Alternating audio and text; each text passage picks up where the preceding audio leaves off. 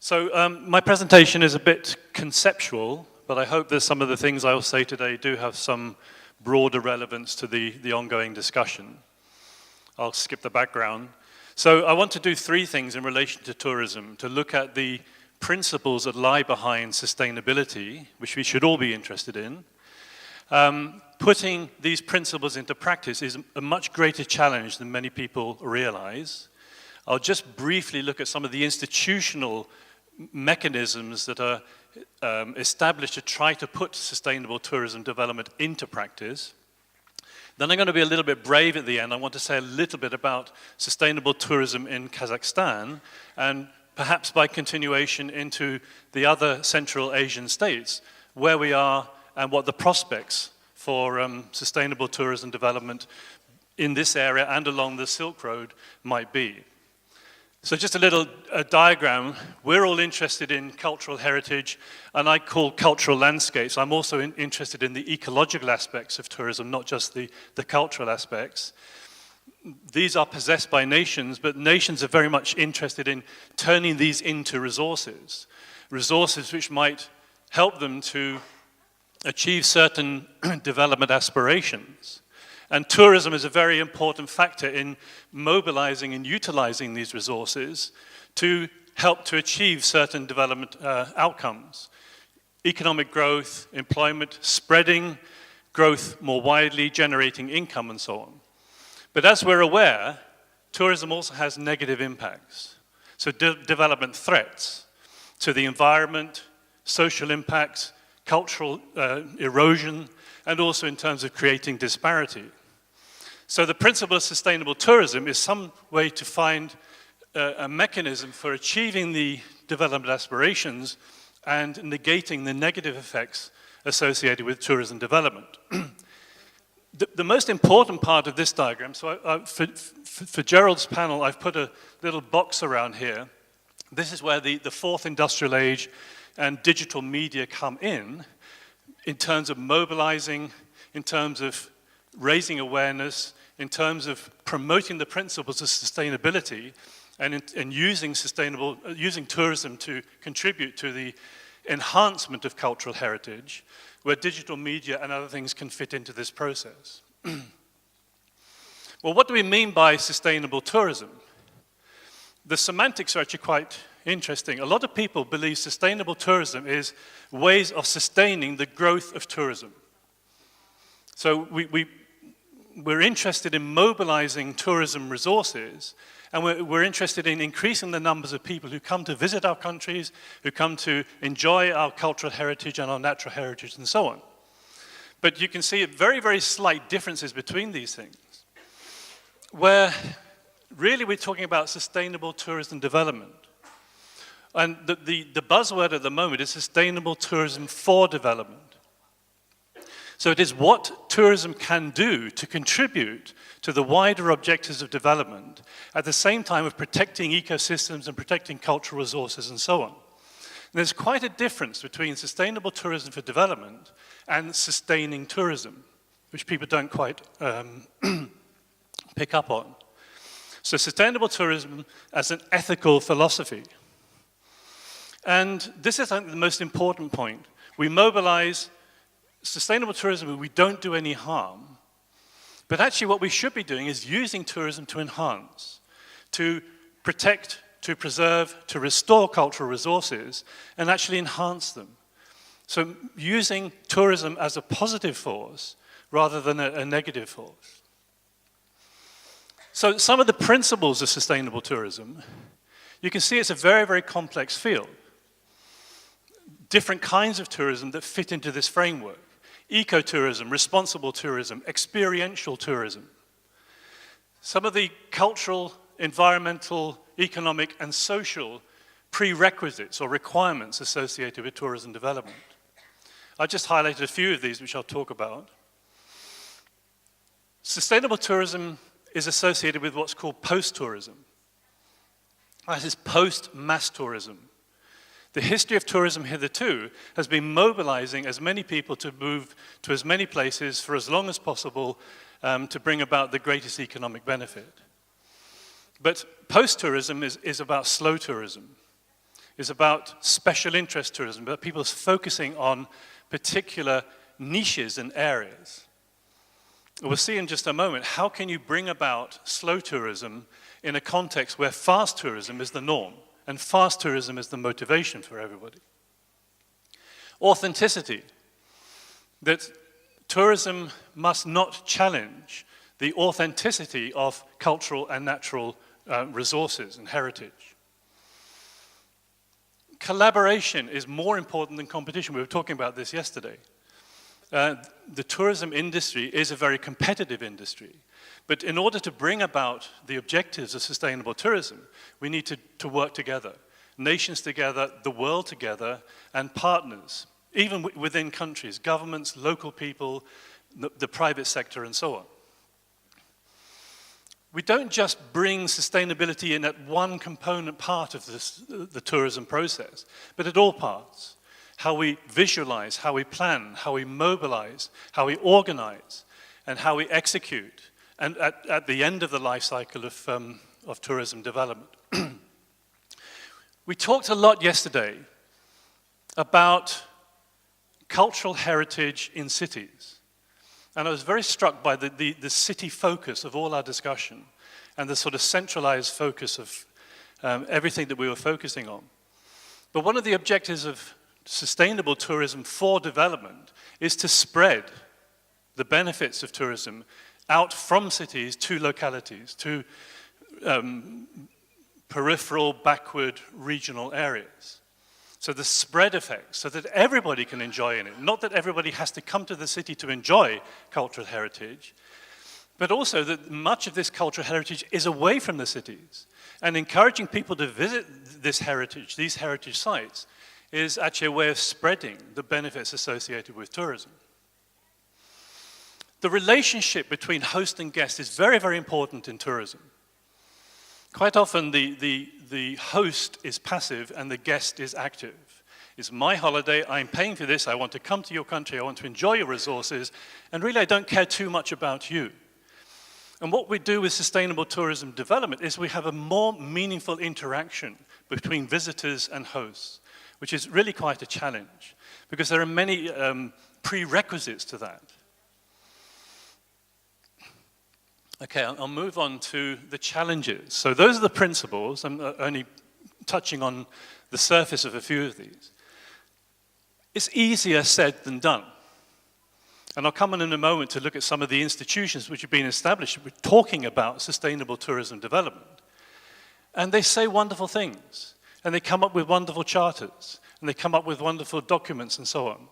But I don't believe it translates sufficiently to action at the local level, action at the grassroots level. So again, I've highlighted just a few of these, which I'll talk about.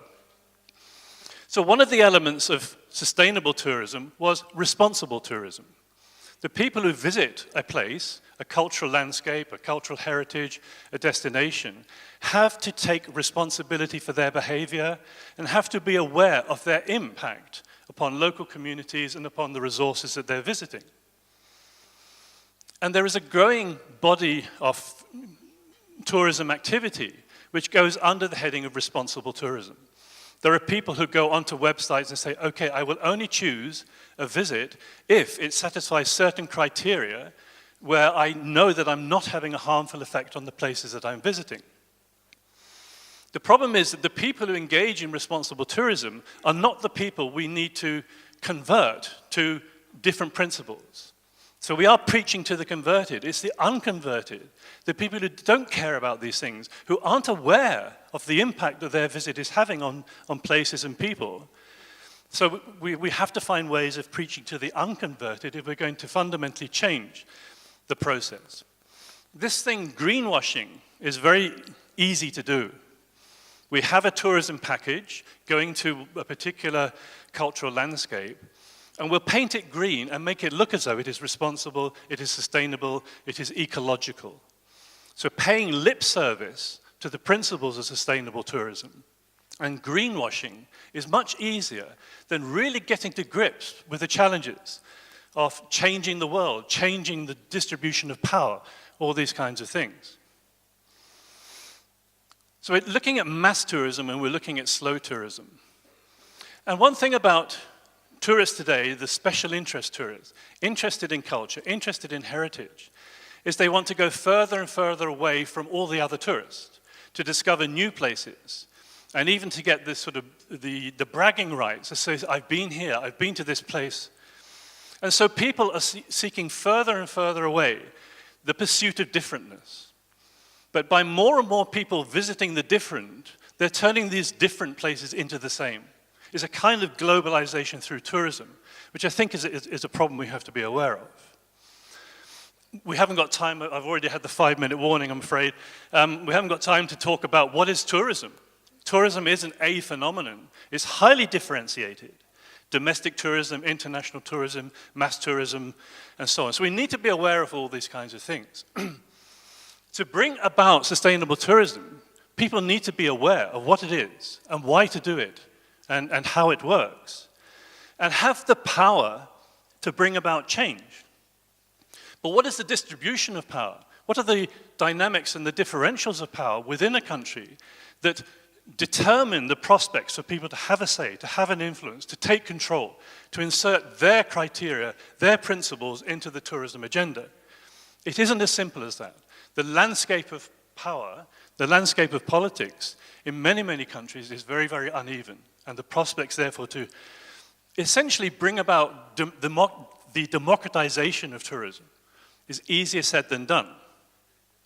Spreading tourism to other destinations is great, but it's a double-edged sword. It spreads employment, it spreads income, it spreads opportunity, it spreads awareness, but it also spreads the menace. 3 minutes, all right. I won't have time to talk about these things, but since 1987, the World Commission on Environment and Development introduced the principle of sustainable development. The tourism industry has jumped onto this bandwagon. And since the late 1990s, we've had all kinds of charters for sustainable tourism going right through to the present day. Even TripAdvisor gives prominence to green leaders. I want to talk about the European Union, it's no longer relevant. Don't translate that. Okay, very, very briefly, and this is not me talking about Kazakhstan, this is my reading about tourism development in Kazakhstan. There are 3 people writing about ecotourism. I would say that sustainable tourism development in Kazakhstan, and by continuation into some other Central Asian countries, is quite a challenge. It's very important. I think these countries actually have a great advantage because their international tourism industry is at a very early stage. We have a lot of the historical heritage of Soviet Union tourism, and a lot of the visitors to Kazakhstan are from CIS countries, but the numbers of people coming from other countries is actually relatively small at the moment. So I know that Kazakhstan is trying to diversify its economy away from the reliance on oil and minerals, and tourism development is one of the priority areas. So in a sense, at an early stage of tourism development in Kazakhstan and in Central Asia, you have an opportunity to bring in the principles of sustainability right at the beginning, rather than grow rapidly, make a mess, and then clear up the mess afterwards. So there is a great opportunity, but from my reading, the prospects for this are relatively limited. A lack of holistic planning and action for tourism development. Even the notion of sustainable tourism is not widely used. We do have ecotourism, but ecotourism in Kazakhstan largely relates to people moving to ecological sites, not necessarily relating to their behavior. And it's the behavioral aspect that's very important. I'm sorry I have to go through this quite quickly. We do have, the government introduced the concept of green development, but the green development sector within Kazakhstan is actually somewhat isolated from the economy as a whole. Green development should be a layer above the whole economy and the whole society, not just a section of that. So we still have some way to go here. The 5 regional clusters for tourism in the 2020 Tourism Industry Development Plan is a way to go. Clustering gives you the opportunity to kind of build the principles of sustainability in at the beginning, but it also clusters, it congregates, it concentrates the pressures of tourism in certain key areas. I'm out of time, so I'll just very quickly look at this silver lining for sustainability. The Silk Roads, of which Kazakhstan is a part, is actually very important for UNESCO. We have UNESCO World Heritage designation in 2014 along 2 corridors, including the Chang'an-Tianshan one.